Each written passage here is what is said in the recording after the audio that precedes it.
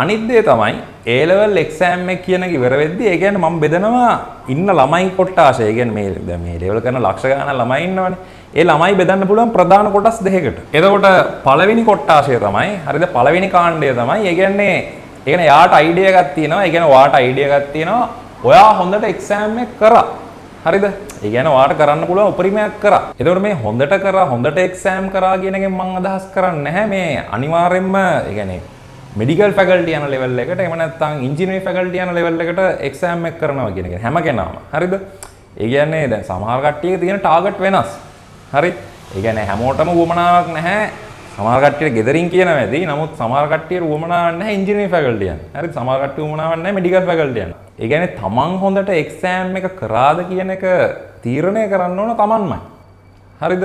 ඒ කියන්නේ ඔයා තමයි දන්නේ මට ඕන ලෙවල් එක මේක. එතකොට මං A level එකට අදාළ වෙන්න එක්සෑම් එක කරා. ඒ මට ඇති. ඒ තමයි පළවෙනි කාණ්ඩය. දෙවෙනි කාණ්ඩය තමයි